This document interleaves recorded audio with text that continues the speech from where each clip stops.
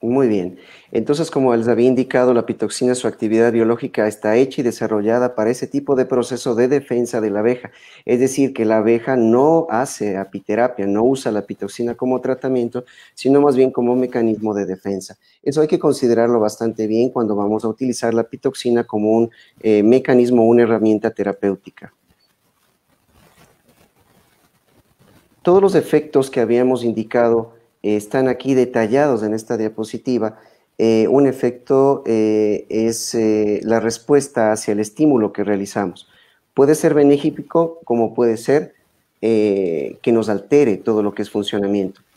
Hablando de los efectos, están ahí enumerados, vamos a detallarlos un poco más adelante, pero por ejemplo, hablando del tercero, que está un efecto hipotensor, a una persona que tiene presión alta, pues le vendrá bien el utilizar la pitoxina, pero a una persona que tiene presión baja o que por algún motivo la presión arterial de esta persona se haya visto comprometida por cambio de altura, por ejemplo, por inmersión del mar, por ejemplo, por alguna medicación que sea hipotensora, el rato que utilizamos la pitoxina, esta hipotensión podría llevar a un efecto adverso grave. Entonces, cada uno de los efectos que están aquí detallados, que están aquí enumerados, pueden ser favorecedores como también podrían tener problemas y causar inconvenientes. Hablando de estos efectos, la consecuencia de estos efectos, entre las consecuencias, aumentar la circulación, mejorar la perfusión de los tejidos, del oxígeno hacia los tejidos, disminuir la tensión arterial, disminuir la formación de coágulos en la sangre, inhibir bacterias, mejorar el metabolismo del sistema nervioso, aumentar la actividad cerebral, disminuir la desmielinización en el caso de daño del sistema nervioso, activar el sistema de hipófisis y de todo el sistema de hipotálamo, hipófisis, el sistema suprarrenal, optimizar las funciones del hígado, disminuir el dolor por la inhibición de algunas prostaglandinas y algunas interleuquinas vinculadas con el aparecimiento del dolor, nivelar la respuesta inmunitaria, mejorar la conducción nerviosa, activar el metabolismo óseo y eliminar algunas de las toxinas, son las consecuencias de estos efectos. Cada uno de ellos que he enumerado ahora como consecuencia del efecto podría ser beneficioso en muchísimos casos, pero de la misma forma, si excedemos algunas de las variables antes indicadas, podrían ser y causar efectos adversos y hacer que el uso de la pitoxina conduzca a un riesgo innecesario, que todo a la falla terapéutica por desconocimiento de las funciones que tiene. Si bien hemos estructurado y bien hemos visto que tenemos algunas formas de llegar y algunos efectos que están aquí enumerados, vamos a entender que esta apitoxina es uno o dos de los mecanismos de los 6 que ahora les voy a proponer. Este es el corazón de la conferencia y lo que quiero llegar al público es que no solo de esta forma llegamos a tener efecto terapéutico en la apitoxina. Los años de estudio estadístico me han indicado que el efecto propio e innato de la pitoxina no es solo por sus componentes, y eso es algo que ha abierto la mente en los últimos años y ha determinado que los efectos terapéuticos de la pitoxina no solo son por los contenidos. He escuchado muchas conferencias y son geniales porque nos hablan de cada uno de los componentes del veneno de la abeja, de alto peso molecular, de bajo peso molecular, y es extraordinario lo que tiene la pitoxina. Pero aparte de ser una fórmula muy especial y de hacer cambios en nuestro cuerpo, las otras formas de actuar que he encontrado en estos años de estudio nos abren un nuevo sistema mental de entender que la pitoxina es una sustancia que va a trabajar en múltiples niveles orgánicos y de múltiples maneras. Entonces, una vez que me hayan entendido esto, a mí me gusta ser muy práctico, muy clínico, muy útil, no solo repetir los contenidos, sino más bien hacerlos útiles a los pacientes para que la gente que está involucrada hable con su paciente y cuando aplique la pitoxina sepa el potencial al cual está expuesto,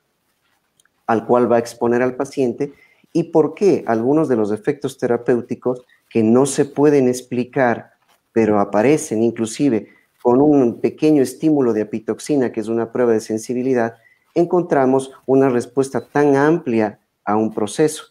Entonces, el corazón de esta conferencia va a ir dirigido a estos mecanismos de acción que les voy a presentar. Los he tratado de distribuir en varios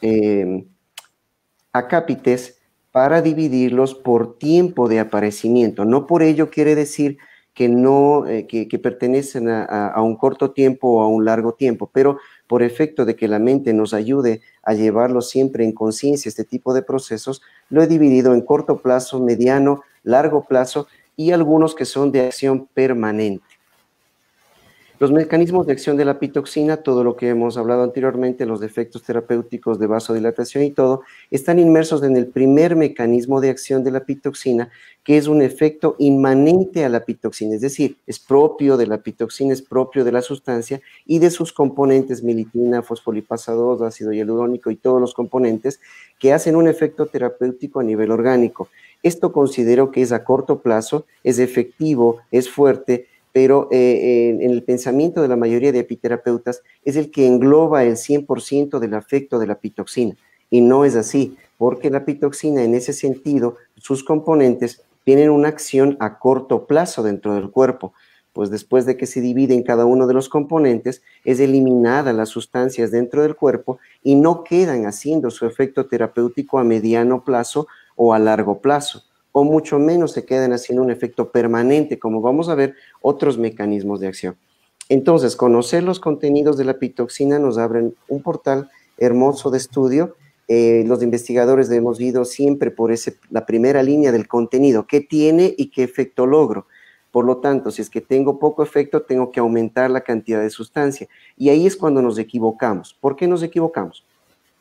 Porque tenemos mecanismos de acción muy interesantes que han venido apareciendo y los he determinado ahora, que hacen que la pitoxina se convierta en una sustancia extremadamente especializada y que trabaja en varios niveles. Un segundo mecanismo de acción es el efecto del lugar de la aplicación. Este lugar en donde aplicamos la sustancia, la pitoxina, el estímulo de la aplicación de la picadura de la abeja, tiene